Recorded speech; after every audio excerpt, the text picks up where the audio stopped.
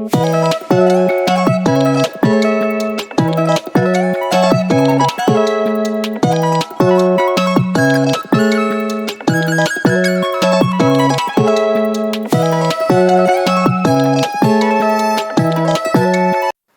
guys! Welcome sa aking mini vlog.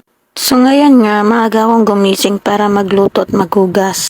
Kanina kasi maagang umalis si Mac para sumama sa motorcade. Kaya kung mapapansin nyo guys, mabilisan ako gumalaw kasi baka mamaya gumising na si baby.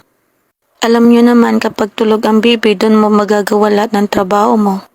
Kaya kahit wala akong hilamos dyan, dali-dala akong gumising para maghugas at magluto.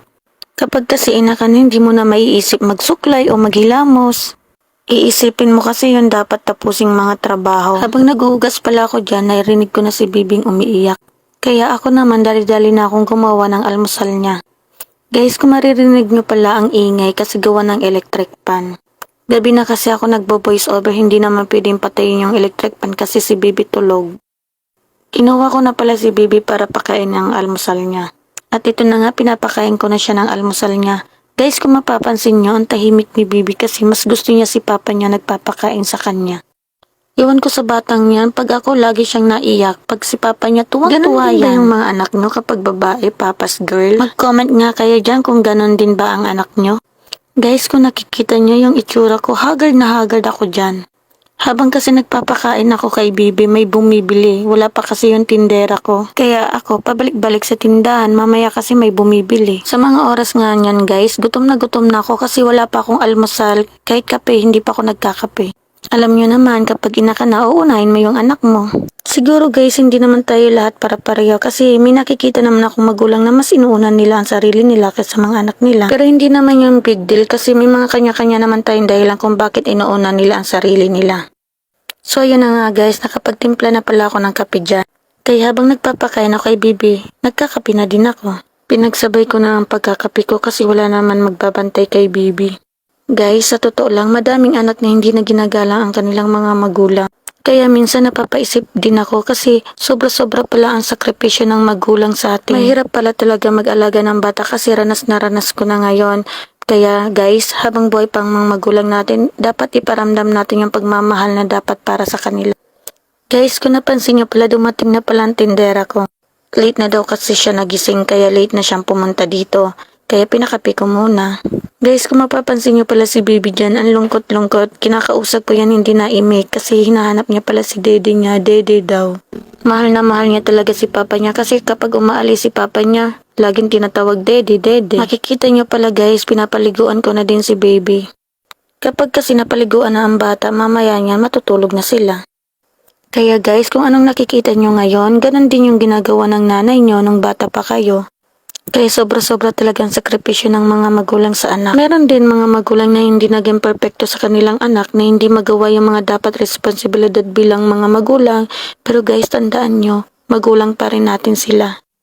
Mas maganda pa rin yung marunong ka magpatawad at lahat ng bigat ng saloobin sa puso mo, ipasa Diyos mo na lang. Kasi hindi habang buhay may magulang tayo. At ito na nga guys, dumating pala yung kapatid ko dyan. Pinadalan pala ako ni mamang isda kung nakikita nyo.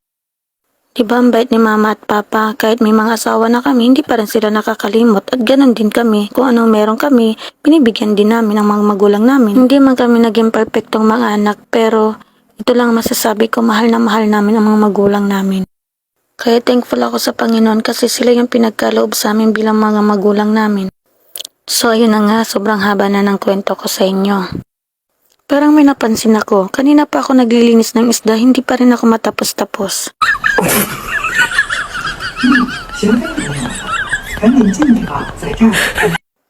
Puro kasi daldal ang inday nyo. Ito na pala, nagprito na pala ako ng isda kasi magluluto ako ng may sabaw para kay Baby. Humingi ako ng kangkong para ihalo dyan. Tuwing tanghali kasi nagluluto ako ng may sabaw kasi mas gusto niya yon lalo na pag maasim. Yun nga, makikita nyo may kulay violet dyan. Hindi ko lang alam kung ano sa Tagalog. Magluluto din pala dyan si May ng ampalaya. Wow, itong dalawang batang to. Kaya pala nawawala ang cellphone ko. Dala-dala. San kaya to pupuntang dalawang to? Dyan lang pala kayo sa likod. Guys, ang ganda ng view. Kung mapapansin nyo guys, sobrang tahimik dyan. Kung may problema kayo, pwede nyong isigaw. Pag nakasigaw na kayo, ayun, andyan pa rin yung problema. Siyempre, joke lang yan. Lahat naman tayo nagkakaproblema. Hayaan nyo lang na dumaan sa inyo. Yan pala guys, pinakain ko na yung dalawa kasi ako inuuna ko muna si baby bago ako. Habang kumakain sila, dumating na din si Ma. Yan pala kanina pa dumating, bumalik lang kasi nag-withdraw siya. Si Bibi naman tuwang-tuwa kasi nakikita niya si Papa niya parating na. So ayan, pagkatapos namin kumain, nakita ko yung dalawa nag-aayos ng mga paninda. Dumating kasi yung ahente, sila yung nag-aayos. Diba, ang sarap sa feeling na may nakakatulong sa iyo kahit papano. Kaya salamat sa inyong dalawa. Sa mga oras kasi niyan, may bisita din akong dumating kaya nagbantay sila ng tindahan at nag-aayos. Kaya hayaan nyo kapag magkapera kami, may reward kayo. Sabi ko naman sa inyo, walang imposible.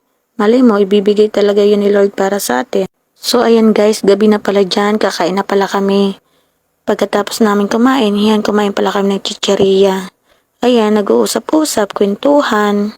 At pagkatapos naman, pinatulog ka na si Bibi. Ayan, dyan muna ako sa tindahan para ayusin yung mga tira-tira nila galing ahente.